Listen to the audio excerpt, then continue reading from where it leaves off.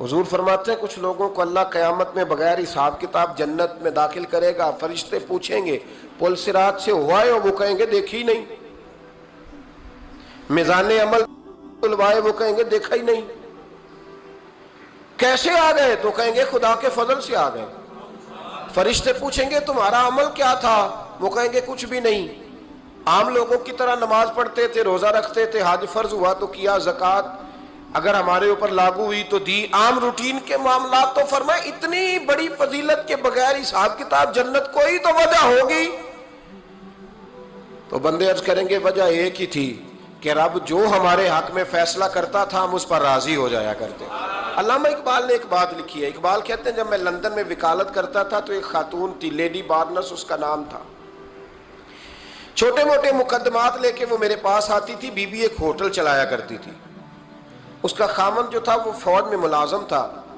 اقبال نے خود لکھا ہے، اقبال فرماتے ہیں کہ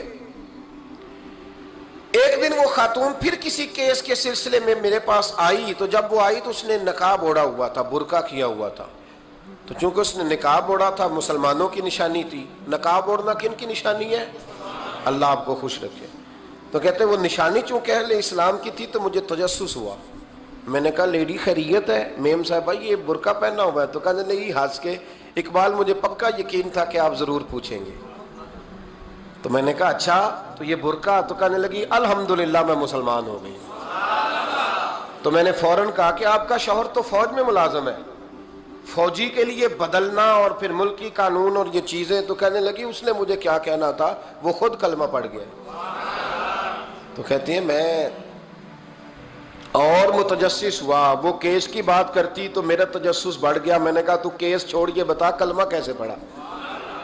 تو کہنے لگی اقبال اصل بات یہ ہے کہ میں نا بے اولاد تھی، خاوند بھی بڑے اچھے پیسے کماتا، میں خود بھی ہوٹل چلاتی، پر ڈپریشن اور ٹینشن اور بلا وجہ کی پریشانیاں جان نہیں چھوڑ۔ یہ ٹینشن اور ڈپریشن کا نا مجھے عربی ترجمہ کوئی نہیں ملا۔ یہ ڈپریشن اور ٹینشن کا نا میں نے تلاش کیا ہے، لیکن مجھے عربی لغت کے اندر ان کے معنی مجھے لگتا ہے کہ اس زمانے میں یہ چیزیں تھی ہی نہیں، ہوتی تو ان کا کوئی نام بھی، یہ آج ہے نا تو اس لیے آج کے زمانے میں ہی نام ہے مفت کا، مفت کی پریشانی۔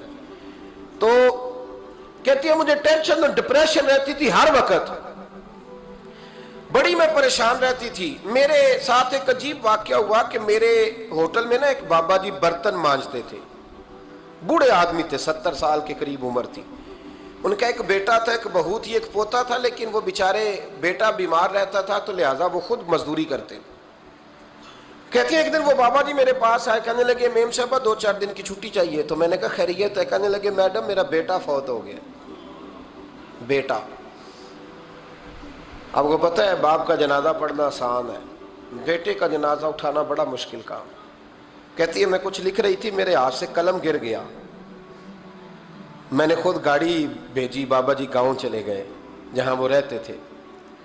کہتی 2-3 دن کے بعد میں اور میرا شوہر گئے تو رستے میں ہم باتیں کر رہے تھے کہ کیا تعزیت کریں گے، ایک ہی بیٹا تھا، کوئی رشتہ دار بھی نہیں، تو اس کی تو کائنات اجڑ گئی، کن لفظوں سے اسے تعزیت کیا کہیں گے۔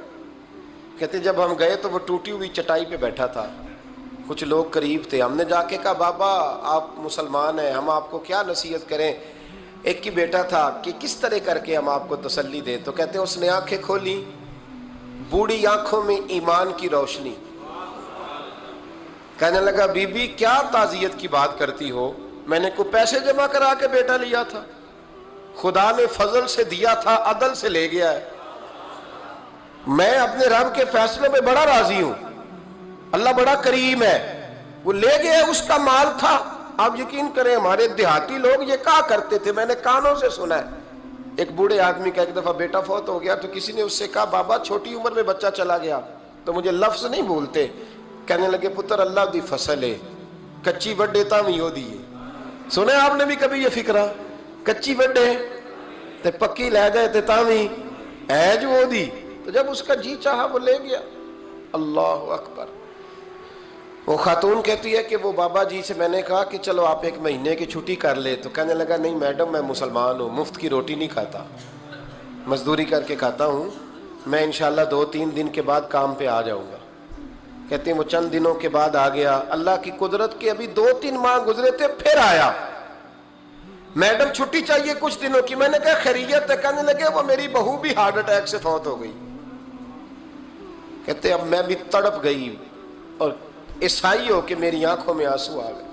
میں نے کہا گھر کا دروازہ بند ہو گیا, اب یہ بیچارہ کیا کرے گا؟ وہ اپنے شوہر کے غم میں ہارٹ اٹیک سے فوت ہو گئی. کہتے ہم پھر 2-3 دن کے بعد تعزیت کے لیے گئے. پھر ٹوٹی ہوئی چٹائی, بوڑھا نہ اپنی انگلیوں سے زمین پر کچھ بنا رہا. کہتی قریب گئی اور میں نے جا کے کہا بابا اب تو تسلی آپ نے خود ہی کرنی ہے, جو نظام تھا وہ تو ہو گیا. تو کہتے ہیں پھر اس نے آنکھیں کھولی, آسمان کی طرف دیکھا تو کہنے لگا بیٹی کوئی پریشانی نہیں, میرا بیٹا بغیر شادی کے بھی تو فوت ہو ہی سکتا تھا نا, بس میرے مالک نے جب چاہا جیسے چاہ ہوا. میں انشاءاللہ 2-4 دن کے بعد کام پہ آؤں گا. یہ میرا 3-4-5 سال کا پوتا ہے, ابھی اسکول داخل ہوا ہے, میں ساتھ لے آؤں گا, وہاں میرے ساتھ اوپر کوارٹر میں جہاں میں رہتا ہوں یہ بھی رہے گا. کہتی ہے میں سختے میں آ گئی اس کی کیفیت دیکھ کے. وہ پوتے کو ساتھ لے آیا. کبھی کبھی میں دیکھتی چھت پہ کھڑے ہو کے کہ دادا گھوڑا بنا ہوا ہے اور پوتا سواری کر رہا ہے. وہ سویرے اٹھتا اس کو سکول چھوڑ کے آتا, شام کو لے کے آتا, پیار کرتا, محبت کرتا. تیسری منزل پر ہم نے ایک کوارٹر دیا ہوا تھا, وہاں دادا پوتا رہتے. اللہ تو بڑا بے نیاز ہے. کہتی ہے اقبال ایک دن نا پوتا اوپر والی منزل پہ کھیل رہا تھا, اس کا پیر پھسلا, وہ گردن کے بل زمین پہ گرا. مجھے خبر ہوئی تو میں دوڑی, ایمبولینس منگائی. خون سے لتھڑے ہوئے اس بچے کو دادے نے اپنی گود میں رکھا. اور جب ہم ہسپتال کی طرف گئے تو ہاسپٹل بعد میں آیا, جناب اسرائیل پہلے آ گئے اور کہتے ہیں وہ گود میں دم توڑ گیا.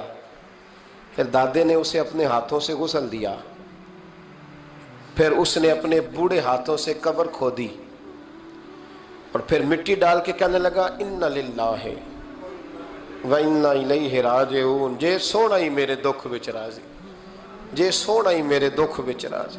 پھر سکھ نو چلے ڈاواں. کہتے ہیں وہ مٹی ڈالی اس نے, اور جب وہ واپس پلٹا تو میں بازو سے تھام کے ہوٹل قریب لائی اور میں نے اس کے قریب کہا کہ بابا تو ٹوٹ گیا ہے, تو بکھر گیا ہے. مجھے محسوس ہوتا ہے کہ اب نہ تیری راتیں اور تیری صبحیں اور تیری شامیں غموں میں گزریں گی. تو کہتے ہیں یوں اس نے ہاتھ رکھے اور یوں آنسو چھٹک دیے.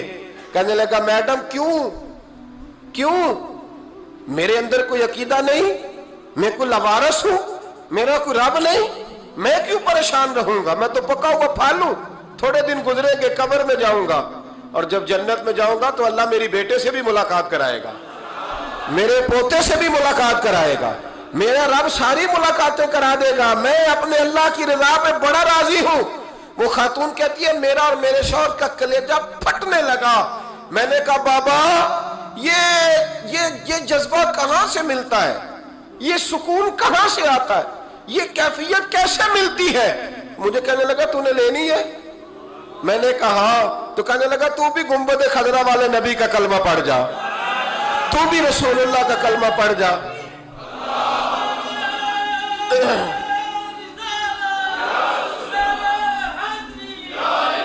میرے محبوب کا کلمہ پڑھ, اللہ تجھے سکون عطا کرے. ایک حدیث نہ پڑھ لوں مسلم شریف سے, بخاری سے ایک حدیث نہ پڑھ لوں تاکہ یہ بات مضبوط ہو جائے. حضرت ابو طلحہ رضی اللہ تعالی, بیٹا شدید بیمار ہے, مزدور آدمی تھے, کئی دنوں سے گھر تھے. بیوی کہنے لگی اگر آپ گھر میں بیٹھے رہیں گے تو کھائیں گے کہاں سے, جاؤ آپ مزدوری کرو, میں بیٹے کو دیکھتی ہوں. ابو طلحہ مزدوری کرنے چلے گئے. شام کو آئے تو بیٹا فوت ہو چکا تھا. عورتیں بے حوصلہ ہوتی ہیں نا اکثر, پر بیوی نے سفید کپڑا ڈال کے کمرے میں رکھ دیا. بیٹا, ماں اور بیٹا کو ناپ تکتا ہے رشتہ, بیٹے میں سفید چادر ڈال کے کمرے میں رکھ دیا. حضرت ابو طلحہ انصاری آئے, بیٹے کا کیا حال ہے؟ کہنے لگی اللہ کی رحمت میں ہے. اللہ کی, کیسا جملہ ہے, اللہ کی رحمت میں ہے. خامد نے کھانا کھایا, بیوی سے ملنے کو دل کیا تو ملاقات ہوئی. فارغ ہو کے بیٹھے تو خاتون اٹھ کے نا خاوند کے قریب گئی، اس کا ہاتھ تھاما، کہنے لگی نبی کریم علیہ السلام کے صحابی ہو، ایک مسئلہ دریافت کرنا تھا، بتاؤ گے؟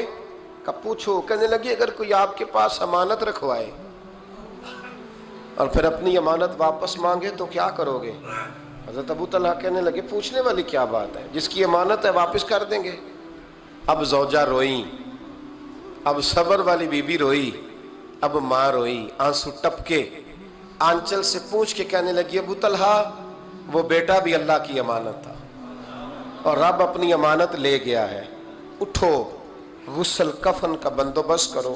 حضرت ابو طلحہ اٹھے، کامتے کامتے ہاتھوں سے غسل کفن دیا، مسجد نبوی میں پہنچے، محبوب کی بارگاہ میں عرض کیا تو رسول کریم فرمانے لگے تیرے اور تیری بیوی کے عمل سے اللہ بھی بڑا راضی ہے، اللہ کے رسول بھی بڑے راضی ہیں اور اللہ تجھے برکت عطا کرے گا۔ صحابہ کہتے ہیں پھر اللہ نے انہیں 9 بیٹے عطا فرمائے، پھر اللہ نے انہیں اللہ کی رضا پہ راضی رہنا سیکھو، اللہ کے قریب چلے جاؤ گے اللہ کی رضا پہ۔ حضرت سفیان ثوری دعا مانگ رہے تھے، یا اللہ راضی ہو جا، یا اللہ راضی ہو جا، یا اللہ راضی ہو جا، دعا مانگ رہے تھے۔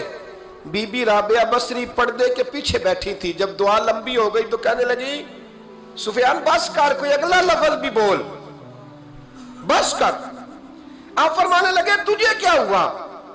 تو کہنے لگی تو کب سے کہہ رہا یا اللہ راضی ہو جا، یا اللہ راضی ہو جا، پہلے اپنے دل پہ ہاتھ رکھ کے بتا تو اللہ سے راضی ہے؟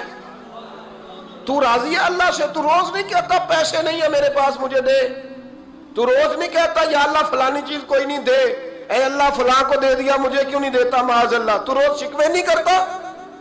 فرمایا پہلے تو راضی ہو جا۔ ترمذی شریف کی حدیث ہے، میرے نبی کریم علیہ السلام نے فرمایا تم اللہ کے دیے ہوئے تھوڑے رزق پہ راضی ہو جاؤ، اللہ تمہاری تھوڑی عبادت سے راضی ہو جائے۔